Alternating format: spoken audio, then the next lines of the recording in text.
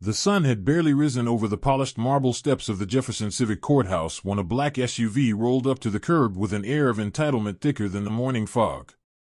From the passenger side stepped out a girl no older than 15, but carrying herself like she owned the building. She was wrapped in expensive designer clothing, her hair styled with the kind of deliberate effortlessness only high-end stylists could produce. Her name was Clarissa Delmonico, daughter of Senator Richard Delmonico, a man whose face appeared on television screens more often than most celebrities. Over the past decade, his political presence had been built upon a strict law and order platform.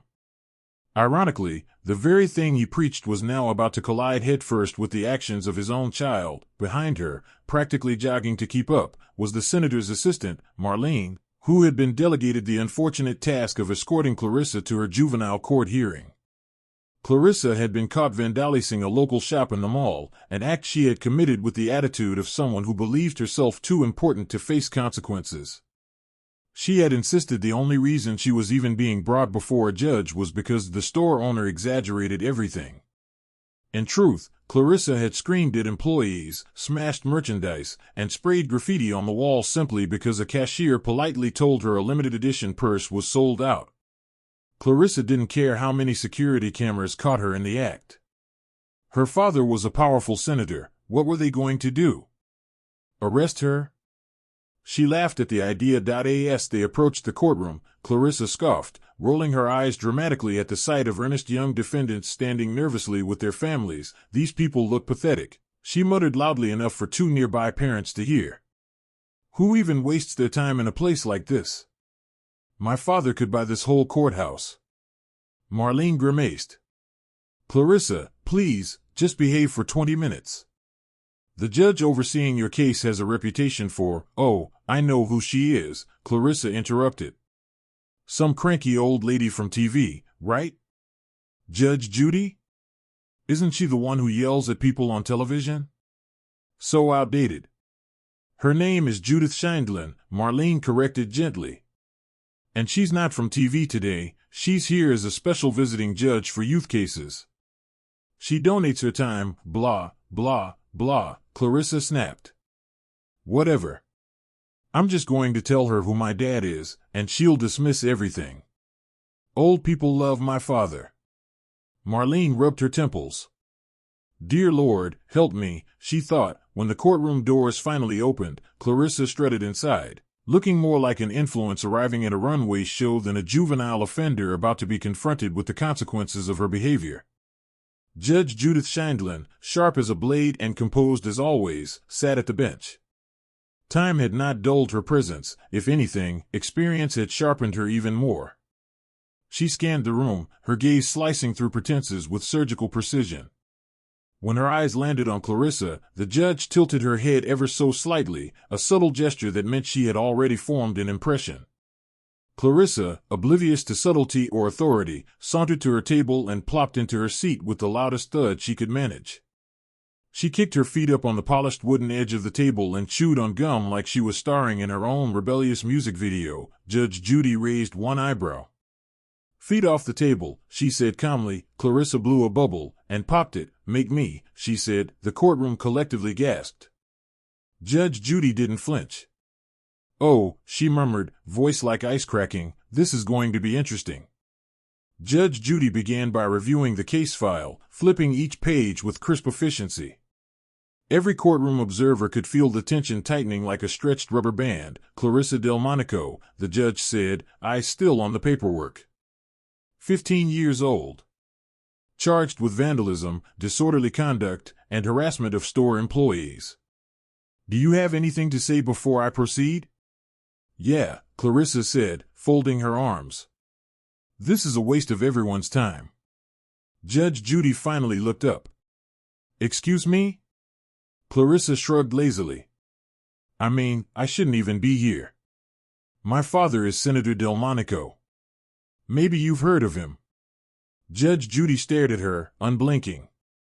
I'm aware of the senator, right, so you can just dismiss this. It's blown way out of proportion. I didn't do anything that bad, Clarissa said with a snicker. Marlene shrank in her seat. Judge Judy leaned forward slightly. Young lady, Your father's political position has absolutely no bearing on what happens in this room. You are responsible for your own actions. That's not really how the world works, Clarissa retorted. People do what my dad wants. When he calls, things get handled. If you believe that, Judge Judy said sharply, you are sorely mistaken and dangerously deluded. Clarissa rolled her eyes so hard it looked painful. Yikes. Someone's cranky. Judge Judy slammed her gavel. The sound echoed like thunder. You will not disrespect this court, the judge warned, voice stern and controlled. Not me, not the staff, not anyone present. Whatever. Stand up, Judge Judy ordered. Clarissa didn't move. Stand, the judge repeated, this time with an authority that shook the room. Clarissa reluctantly rose, slowly, dramatically, like she was doing everyone a favor. Judge Judy fixed her with that famous glare, the kind that had withered defendants twice her age. Young lady, she said, I want you to understand something. You may walk around believing yourself untouchable because of your father's title. You may think you're above responsibility. But let me tell you a truth that no one in your life seems to have the courage to say. You are not special. Not here, not today, not when you break the law. Clarissa opened her mouth to fire back, but Judge Judy raised a finger to silence her. You are rude. You are entitled. You are out of control. And you desperately need a wake-up call. Clarissa scoffed again.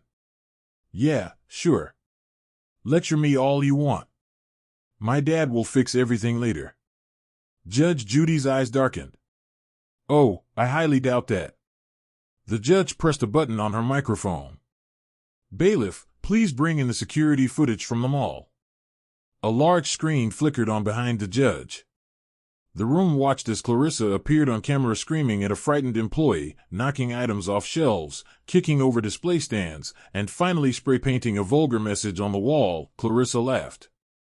That video is so funny. Look at her crying. I didn't even touch her. Judge Judy's jaw tightened. You terrorized that young woman. Oh, please. She works retail. It's her job to deal with customers. It is not her job, Judge Judy thundered, to be abused by a spoiled child who believes she can act without consequences. Silence swallowed the room again. Clarissa shrugged. Whatever. Are we done? I have plans later. Judge Judy breathed in deeply, slow, controlled, like a lion preparing to roar. No, she said. We are just getting started. Clarissa, the judge said, your behavior in this courtroom alone warrants disciplinary action. But your conduct outside of it, your aggression, your vandalism, your cruelty toward working people, demands something greater. Clarissa sighed dramatically. Just give me community service so I can go. Judge Judy smirked. Oh, I'm not giving you ordinary community service. I'm giving you reality. Clarissa looked confused. What's that supposed to mean? It means, Judge Judy said, you're going to spend the next 3 months performing mandatory service at the very mall you vandalized. What? Absolutely not. You will scrub the graffiti you created. You will repair or clean damaged areas. You will assist custodial staff. You will work alongside the very people you disrespected, and you will do so with humility. Clarissa's jaw dropped. I'm not doing that. My dad will never allow it. Judge Judy leaned closer. If your father interferes, then I will raise the consequences. You may consider this the gentle version of your sentence. Clarissa sputtered. You can't force me to clean. Oh, I can, Judge Judy retorted. And I will. Clarissa shook her head aggressively. I refuse. Then I'll hold you in contempt of court, Judge Judy replied calmly. Clarissa froze. Finally, for the first time all morning, fear flickered behind the girl's eyes. Judge Judy nodded. Let me also assure you that the press will not be kind if the daughter of a law and order senator is sent to a juvenile detention center because she couldn't behave for 30 minutes. Clarissa's bravado deflated for a split second, but then she hissed, you just want attention. That's why you judge people on TV. Judge Judy chuckled. I don't need attention, dear. I am almost 82 years old. I've had enough attention for several lifetimes. What I want is for you to learn discipline before life teaches it to you the hard way. Clarissa glared. Judge Judy continued. Additionally, you will write a 15-page apology essay to the employees you mistreated. And you will meet with a counselor every week to discuss your anger issues. This is ridiculous. What's ridiculous, Judge Judy snapped, is your belief that money and privilege can shield you from consequences. Not in my courtroom. Clarissa sank into her seat, fuming, humiliated. Judge Judy looked at her long and hard. If you walk out of here having learned nothing, then this entire proceeding would be a failure. But I have hope, though small, that today will be the turning point in your life. Clarissa muttered something under her breath. What was that? The judge asked sharply. Nothing, Clarissa said, but her clenched jaw betrayed her anger. We'll see, Judge Judy said. Court is adjourned. She banged the gavel. Clarissa flinched. The first day of her mandatory mall service arrived much sooner than Clarissa hoped. The mall manager, a strict but kind woman named Mrs. Tate, greeted her with a clipboard. You're the senator's daughter? Mrs. Tate asked. Clarissa crossed her arms. Unfortunately. Mrs. Tate pointed to a janitorial closet. Start by filling a bucket with warm water and cleaning supplies. You're going to scrub the graffiti off the wall near the food court. Clarissa stared at her like she'd spoken in an alien language. I'm not cleaning dirty walls. Mrs. Tate raised an eyebrow. Then you're welcome to return to court and tell Judge Scheindlin that. Clarissa immediately grabbed the bucket. Hours passed. Her hands ached. Her back hurt. People whispered and pointed. A couple of teenagers even took pictures. Her humiliation was complete. The next weeks only got harder. She was instructed to pick up trash, mop floors, and wipe tables. Employees she once looked down on now watched her struggle, though some were kinder than she expected. One afternoon, Clarissa was assigned to organize stock in a small boutique. The very same employee she had bullied, her name was Tara, was now training her. Clarissa waited for sarcasm or revenge. Instead, Tara simply said, "We fold everything like this. Let me show you." "Why are you being nice to me?" Clarissa asked quietly. Tara shrugged. "Because holding on to anger just makes your life worse. I don't want that for me, or for you." The words hit Clarissa harder than any punishment. For the first time in her privileged life, she felt ashamed. Over the next month, something unexpected happened. Clarissa changed, slowly, not magically. But genuinely, she began greeting employees with respect. She apologized to Tara, sincerely, tears in her eyes. She stopped acting superior.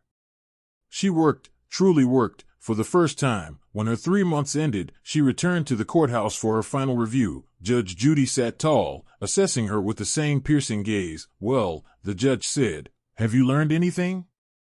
Clarissa swallowed. Then she nodded. "Yes, Your Honor. I didn't realize how badly I treated people. I thought I was important because of my dad. But I was wrong." Judge Judy's expression softened only slightly. "And now?" "Now I know the world doesn't revolve around me," Clarissa answered. "I know I hurt people. And I'm sorry." Judge Judy didn't smile, but her eyes warmed. "Good," she said. "That means this was worth it." Clarissa bowed her head. Judge Judy added, "Let this be the beginning of better decisions, not the end." Clarissa nodded. "Yes, Your Honor." The gavel fell. Case closed.